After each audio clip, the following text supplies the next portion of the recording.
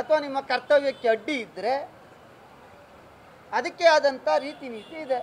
Competent ಅಥಾರಿಟಿಗೆ ಯಾರಿಗೆ complaint ಮಾಡಬೇಕು ಅಥವಾ ನ್ಯಾಯಾಲಯದ ಮೂಲಕ ಡೆಫರ್ಮೇಷನ್ ಹಾಕಬೇಕು, ಈ ರೀತಿಯ ಕಾನೂನಿನ ಅಡಿಯಲ್ಲಿ ಕೆಲಸಗಳು ಆಗಬೇಕಾಗುತ್ತೆ. ಅಕಸ್ಮಾತ್ ಅವ್ರಿಗೆ ನೋವಾಗಿದ್ದು ಒಬ್ಬ ಸರ್ಕಾರಿ ನೌಕರ ಒಬ್ಬ ಕೇಂದ್ರ ಸರ್ಕಾರದ ಮಂತ್ರಿಯ ಮೇಲೆ ಒಂದು ಪತ್ರವನ್ನು ಹರಿಬಿಡೋವಂಥ ಕೆಲಸವನ್ನು ಮಾಡ್ತಾರೆ ಅಂದರೆ ಈ ರಾಜ್ಯದಲ್ಲಿ ಆಡಳಿತ ವ್ಯವಸ್ಥೆ ಸತ್ತಿದೆಯಾ ಬದುಕಿದೆಯಾ? ಚೀಫ್ ಸೆಕ್ರೆಟರಿ ಅವರೇ, ನೀವು ಸರ್ಕಾರದ ನೌಕರರಾಗಿ ಸಂವಿಧಾನದ ಅಡಿನಲ್ಲಿ ಕೆಲಸ ಮಾಡ್ತಾ ಇದ್ದೀರಾ, ಕೆಲವು ರಾಜಕಾರಣಿಗಳ ಕೈಗೊಂಬೆಯಾಗಿ ಕೆಲಸ ಮಾಡ್ತಾ ಇದ್ದೀರಾ. DG and IG ಅವರೇ, ಇಲ್ಲಿವರೆಗೆ ಯಾಕೆ ಇದ್ರ ಬಗ್ಗೆ ಕ್ರಮ ತಗೊಂಡಿಲ್ಲ? ನಾನು ನಿಮ್ಮ ಮೂಲಕ ಕೇಳುವಂಥದ್ದು, ನೀವು ಪ್ರಾಮಾಣಿಕರಾಗಿದ್ದರೆ ನೀವು ಯಾವ ಕೇಡರವರು? ನಿಮ್ಮನ್ನು ಎಲ್ಲಿಗೆ ಆಗಿರುವಂಥದ್ದು? ನಿಮ್ಗೆ IPS ನೇಮಕಾತಿ ಆಗಿರ್ತಕ್ಕಂಥದ್ದು ಎಲ್ಲಿ? ಹಿಮಾಚಲ್ ಪ್ರದೇಶ.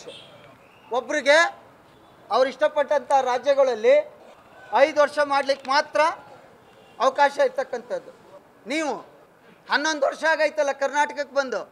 ಕೇಂದ್ರದ ಒಬ್ಬ ನಾಯಕರಿಗೆ ಅವರಿನ್ನೂ ಅಪರಾಧಿ ಅಲ್ಲ, ನಿಮ್ಮಂಥ ಅನೇಕರ ಹಲವರ ಸಂಚಿನಿಂದ ಆರೋಪಿ ಅಷ್ಟೇ.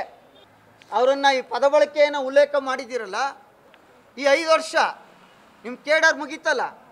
ನೀವು ಯಾರು ಕಾಲು ಕೈ ಕಟ್ಟಿ ಇನ್ನೂ ಕರ್ನಾಟಕದಲ್ಲೇ ಉಳಿದಿದ್ದೀರಾ ಅನ್ನುವಂಥದ್ದು ಬಹಿರಂಗಪಡಿಸಿ. ಯಾರು ದಕ್ಷ ಅಧಿಕಾರಿ, ಯಾರು ಪ್ರಾಮಾಣಿಕ ಅಧಿಕಾರಿ?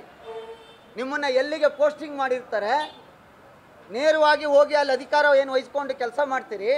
ಪೋಸ್ಟಿಂಗ್ಗೋಸ್ಕರ ಅವರು ಇವರು ರಾಜಕಾರಣಿಗಳು ಮನೆ ಬಾಗಿಲು ಕಾಯ್ಕೊಂಡಿದ್ದವಂಥ ಚಮಚಾಗಿರಿ ಮಾಡುವಂಥ ಕೆಲವು ಅಧಿಕಾರಿಗಳಿದ್ದೀರಿ. ಒಳ್ಳೆಯವರಿದ್ದೀರಿ, ಇಲ್ಲ ಅಂತ ಹೇಳಲ್ಲ.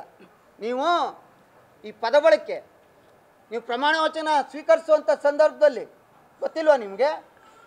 ಏನು ಮೇಯ್ತಾ ಇದ್ದೀರಿ? 5 ವರ್ಷ ಆದಮೇಲೆ ಇನ್ನೂ 6 ವರ್ಷ ಇಲ್ಲೇ ಇದ್ದೀರಲ್ಲ. ಕರ್ನಾಟಕವ ಹಂದಿ ಥರ ಮೇಯಕ್ಕಿದ್ದೀರಾ ನೀವು? ಮೊದಲು ನಿಮ್ಮ ಕುಟುಂಬದ ಆಸ್ತಿಯನ್ನು ಬಹಿರಂಗಪಡಿಸಿ. ಪೊಲೀಸ್ ಇಲಾಖೆಯಲ್ಲಿ ADGP ಆಗೋದ್ರೆ ನಿಮಗೇನು ಕೊಂಬಿಲ್ಲ. ನೀವು ಒಬ್ಬ ಸರ್ಕಾರಿ ನೌಕರ, ರೀತಿ ನೀತಿ ಇರಬೇಕು. ತಕ್ಷಣ DG and IG ಅವರು ಎಕ್ಸ್ಪ್ಲನೇಷನ್ ಕೇಳಬೇಕು. ಈ ಮನುಷ್ಯನ ಅಮಾನತ್ ಮಾಡಬೇಕು. CS ಅವರು ವರದಿ ಕೇಳಬೇಕು. ಪ್ರೋಟೋಕಾಲ್ ಅನ್ನುವಂಥ ವ್ಯವಸ್ಥೆ ಗೊತ್ತಾಯ್ತಾ ಇವ್ರಿಗೆ? ಕೆಲವು ನಮ್ಮ ಸ್ನೇಹಿತರು ಕುಮ್ಮಕ್ಕಿನಿಂದ ಮಾಡಿದ್ದೀರ ಏನೋ ಅನ್ನೋ ಅನುಮಾನ. ಆದರೆ ಅಧಿಕಾರ ಯಾರಿಗೂ ಶಾಶ್ವತ ಅಲ್ಲ. ಕರ್ನಾಟಕ ರಾಜ್ಯದ ಇತಿಹಾಸದಲ್ಲಿ ಇಂಥ ವ್ಯವಸ್ಥೆನ ನಾವು ಯಾವತ್ತೂ ಕಂಡಿರಲಿಲ್ಲ. ಶ್ರೀಧರ್ 22/4/24ರಲ್ಲಿ ಮತ್ತೆ ಅವ್ರದ್ದೇ ಇಲಾಖೆ ಇನ್ಸ್ಪೆಕ್ಟ್ರು ಇದ್ರ ಮೇಲೆ ಕುಮಾರಣ್ಣರವ್ರು ಮಾತಾಡಿದ್ದಾರೆ. ಇಂಥ ಒಬ್ಬ ಭ್ರಷ್ಟ ಅಧಿಕಾರಿಯ ಇದಕ್ಕೆ ನೇಮಿಸಿದ್ದೀರಾ, ಏನು ನ್ಯಾಯ ಸಿಗುತ್ತಾ ಅಂತ ಕೇಳಿದ್ದಾರೆ. ಅದಕ್ಕೆ ನೀವು ಉಪಯೋಗಿಸುವಂಥ ಪದ ನೋಡಿ, 22/4/2024 ನ್ಯಾಯಾಲಯ ತನಕ ಹೋಗೈತೆ. ಇದನ್ನೇ ನಾನು ವಿಧಾನಸಭೆಯಲ್ಲಿ ಹೇಳಿದ್ದವತ್ತು. ನಾನು 18-25 ನಿಮಿಷ ಮಾತಾಡಿದ್ನಲ್ಲ, ಇದನ್ನೇ ಹೇಳಿದ್ದು.